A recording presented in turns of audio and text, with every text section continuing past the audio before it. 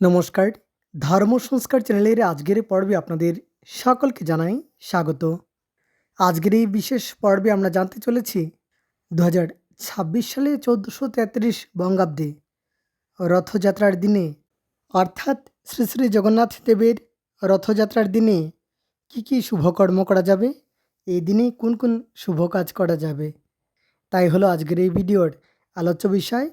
দর্শক বন্ধুরা, এই বছর ৩১শে আষাঢ় ১৪৩৩ ১৬ই জুলাই ২০২৬ বৃহস্পতিবার আষাঢ় মাসের শুক্লপক্ষের দ্বিতীয়া তিথি এবং সেই দিনই অনুষ্ঠিত হবে ভগবান শ্রী শ্রী জগন্নাথ দেবের রথযাত্রা।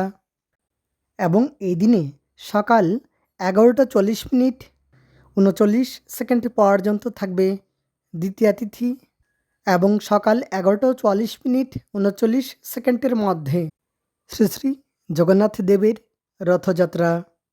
এবং এই দিনে দুপুর ৩টে ১ মিনিট ৫৮ সেকেন্ডের মধ্যে বিক্রয় বাণিজ্য আদি শুভকর্ম করা যাবে। আর উল্টো রথ বা পূর্ণযাত্রা পড়েছে ৭ই শ্রাবণ ২৪শে জুলাই শুক্রবার। দশমী তিথি থাকবে সকাল ১০টা ৩৩ মিনিট ৪ সেকেন্ড পর্যন্ত। সকাল ১০টা ৩৩ মিনিট ৪ সেকেন্ডের মধ্যে স্মার্তমতে এবং উৎকলমতে শ্রী শ্রী জগন্নাথ দেবের পূর্ণযাত্রা বা উল্টো রথ, উৎকলমতে বহুধা যাত্রা এবং সকালে ১০টা ৩৩ মিনিট ৪ সেকেন্ডের মধ্যে মন্বন্তরা স্নানদানাদি ও অনধ্যায়াহা। এবার জানব এই দিনে কি শুভকর্ম করা যাবে।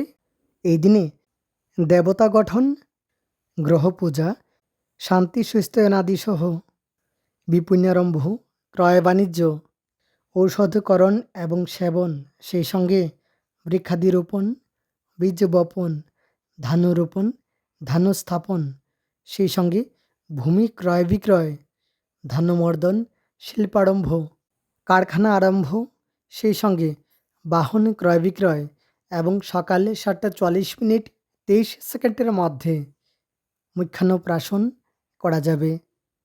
আর সকালে ১০টা ৩৩ মিনিট ৪ সেকেন্ডের মধ্যে দীক্ষা নেওয়া যাবে।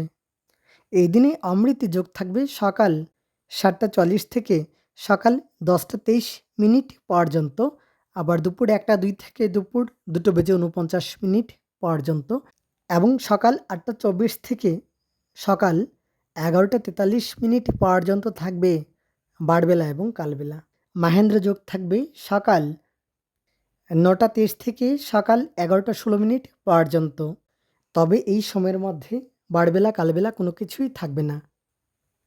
তাহলে আজকের জন্য এ পর্যন্তই। অনেক ধন্যবাদ ভিডিওটি শেষ পর্যন্ত দেখার জন্য।